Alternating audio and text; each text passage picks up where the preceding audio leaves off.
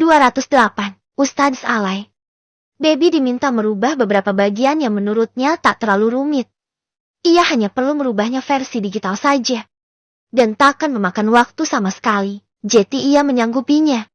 Baby hanya memakan beberapa cemilan dan terus mendengarkan obrolan Mario dan bagian manajemen perusahaan label rekaman. Jadi, kalau bisa nanti pas launching ikutan datang ya. Ajak Mr. Chong kepada Baby. Baby hanya menggaruk kepalanya yang sama sekali tak gatal sebenarnya. Suruh datang pas launching. Ya alamat gak akan di-SCC sama Hamad. Lawang mereka di sini agendanya mau bersembunyi kok. Malah mau open mengenai keberadaan dengan ikutan launching. Ya payah. Jadi sampai semua kasus ini kelar. Mereka sama sekali tak boleh bertemu.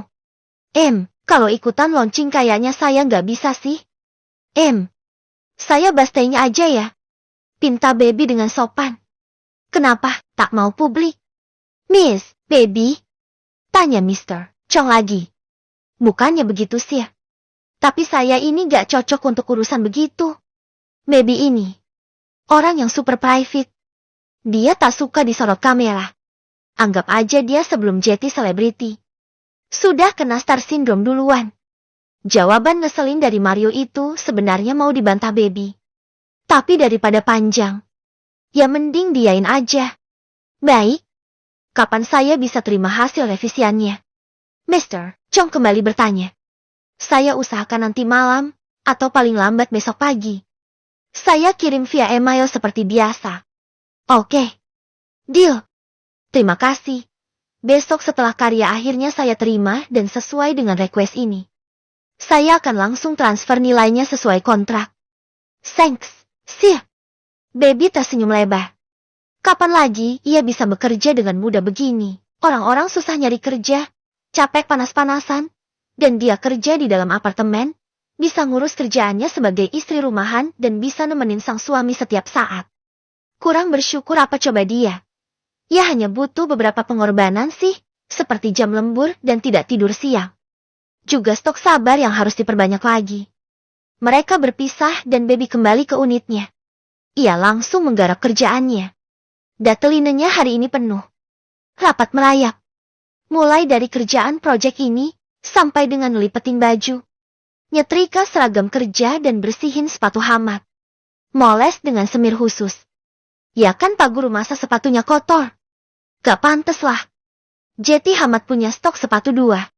Satu dipakai dan satunya dibersihkan. Juga dengan kemeja. Hanya ada 4. Kalau 2 dicuci, 2-nya bisa dipakai. Jadi harus serba gercep. 1 hari nyuci, dan 1 hari setrika. Ia tak bisa lama-lama nyetok baju kotor. Harus serba gercep.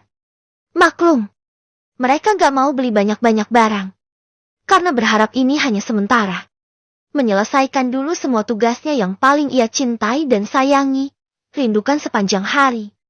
Yaitu apa? Nyetrika. Hiya. Percaya kalau Baby seneng nyetrika? Heleh. Panasnya setrikaan dan rumitnya nyetrika cukup membuat ia membenci kegiatan itu. Paling berat beban hidup ya nyetrika itu. Dan itulah hidup. Semakin dibenci, semakin muncul bayi itu kerjaan. Nyetrika. Yeay. Rasakan itu. Baby minum air es. Sembari nyetrika kemeja Hamad dan celana kerjanya. Udah itu doang. Yang lain sih ogah disetrika. Mendingan ia ngegebasin baju, abaya dan gamisnya kalau mau dijemur. Biar pas kering gak kusut. Ya kecuali baju koko Hamad dan gamisnya. Sisanya sih, enggak pakai dah. Baby selesai mengerjakan pekerjaannya dan sudah berkeringat banyak. Dan ini ruangan ber-AC. Hebat kan? Kekuatan nyetrika gitu loh. Ia selesai dan sedang selonjor santai. Saat itu juga sang suami datang. Ia tersenyum lebar saat melihat si istri yang kipas-kipas kegerahan. Pekerjaan tercinta ya? Ledeknya. Sangat dicintai po. Ampe gobios ini badan. Gobios tapi depannya doang. Belakangnya tetap semok. Goda Hamad dan plak. Main tapok bagian bemper aja ini orang. Main pukul aja. Jatuh kan? Aku lagi ngambil centong tadi. Hilang. Kamu pakai pukul. Jatuh deh. Ke belakang counter. Gimana coba ini ngambilnya? Rengek baby bermaksud minta tolong gitu kan. Minta tanggung jawabnya karena udah bikin si centong balik jatuh lagi. Padahal baby mau nyendok makanan buat disajikan di meja makan. Lah kok centong satu-satunya dibuat jatuh lagi? Ya tambah gak kelar-kelar kerjaannya. Ambil sendiri. Katanya bukan anak manja. Udah mandiri. Bukan bocil lagi. Ayo buktiin. Masa perkara centong minta tolong? Lede Hamad dari dalam kamar. Lah kok dia nyolot? Tumben. Napa dia? Apa kena hukuman lembur meriksa hasil ujian anak laki-laki yang tulisan tangannya melingkar kayak ular di pager? Belibet. Kenapa jadi sensian si Pak Suami? Biasanya dia manis dan rajin membantu. Baby yang kesal. Akhirnya terpaksa. Dia mengambil centong itu dengan cara yang merogoh ujung counter dengan tangannya. Hanya bisa dirogoh dengan tangan juga itu celah. Sebenarnya bisa sih pakai sapu. Tapi kok si baby gak kepikiran gitu. Jadilah dia jengking dan tangan merogoh dengan perasaan. Secara dia juga gak bisa lihat. Gelap kan?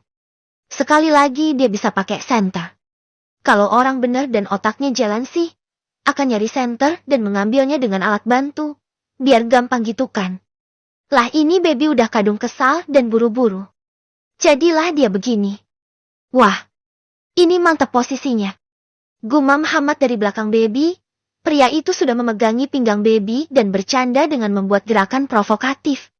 Baby yang sudah kesal, diledek pula. Akhirnya mendudukkan dirinya sendiri di lantai. Ngambek. Kamu tuh, kenapa sih? Aku ini capek. Nyari centong, udah nemu dijatohin. Udah mau dapet tadi tangannya ngerogoh kamu malah begitu kelakuannya.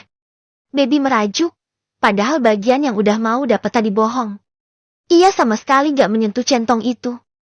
Tahu kemana itu centong keluyuran di belakang counternya.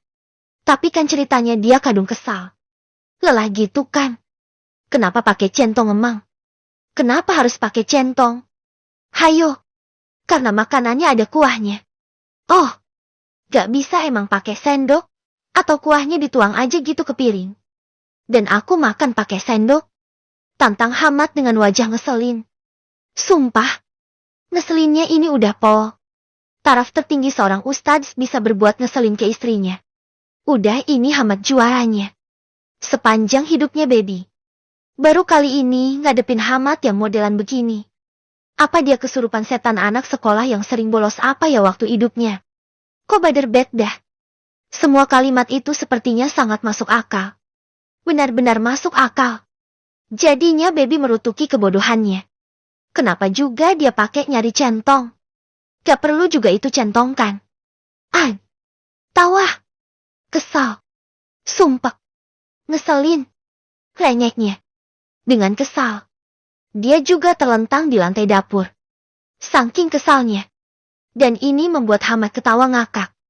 Hahaha. Kayaknya kita butuh liburan deh. Kamu ikut aja ya. Ada acara camping dari sekolah. Semua guru wajib ikut. Nanti aku ajuin aja kamu. Kamu kan bisa ngisi acara jeti kesenian. Kayak ngajarin anak-anak ngelukis atau buat mural. Atau buat kerajinan gitu. Mau. Ini area alamnya asri banget katanya. Ikut ya Beb. Aku gak mau kalau kamu gak ikut loh. Aku itu gak bisa kalau gak sama kamu. Kayak rasanya aku ini hampa tanpa kamu. Gak bisa leluasan kalau gak ada kamu. Dan kepikiran terus kalau gak ada kamu. Apa aku ini udah kecanduan kamu ya Beb? Sebenarnya. Kamu ini bisa aku apain sih biar stok kekangenan aku gak kalut kayak begini. Heran aku. Padahal setiap hari ketemu kamu. Kok bisa kangen terus ya? Apakah ini yang dinamakan cinta? Tanya Hamad dengan wajah serius. Tapi baby kadung merinding. Sumpah. Alay banget deh. Hidih. Merinding. Kenapa suaminya jadi Ustadz alay begini sih?